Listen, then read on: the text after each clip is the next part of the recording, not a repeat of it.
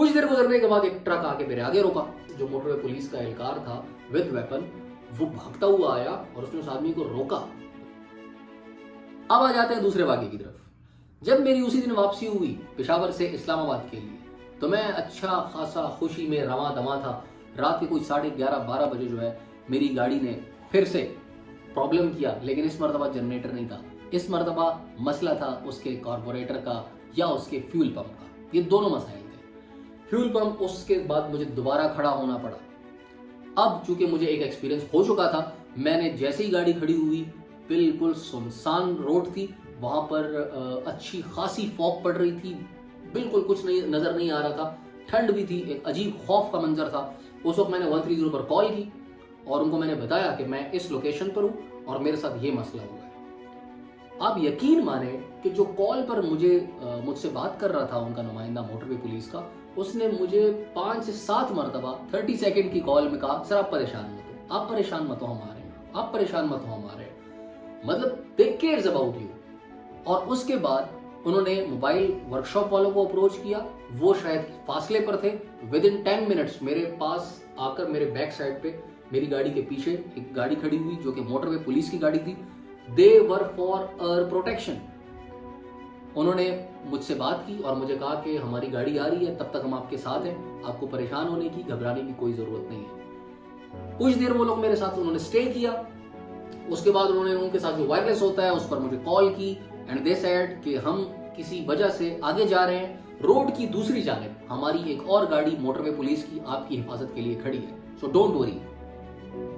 मैं अगेन हैरान, मैंने जब रोड के एक दूसरी तरफ देखा, वहां पर बाकी में जो है एक और मोटरवे पुलिस की एक और गाड़ी खड़ी थी और जिसमें जो है लोग मौजूद थे।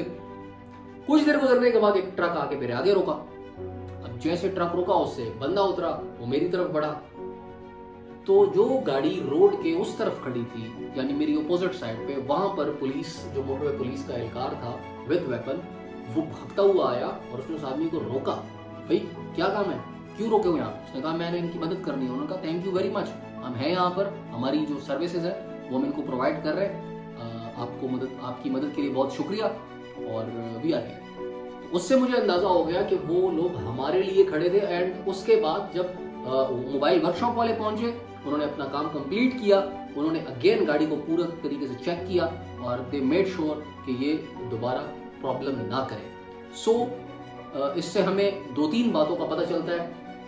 नंबर 1, जो मोटरवे पुलिस है उसकी ऑलरेडी जो रिस्पेक्ट है वो आम पुलिस से ज्यादा, मैं तो एटलीस्ट करता था, आप लोगों का पता नहीं, लेकिन अब वो और भी ज्यादा बढ़ गई। उसकी वजह कि उनका जो प्रोफेशनलिज्म है वो बेहद ज्यादा है, बहुत अच्छा है। उसके साथ साथ जो उन्होंने प्रोटेक्शन के लिए टीम खड़ी की, वो इसलिए की कि वो चाहते हैं कि हमारा सफर आरामदेह हो, हमारा सफर हिफाजत के साथ हो, बाहिफाजत तरीके से हम अपनी मंजिल तक पहुंचे।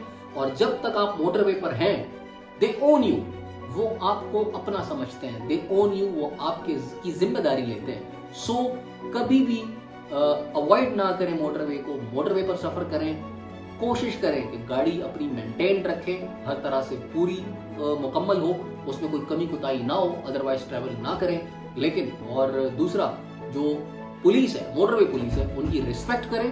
उनको, अगर वो आपको चालान करते हैं, आपको कहीं पर रोकते हैं, तो बुरा ना मनाएं। क्यों?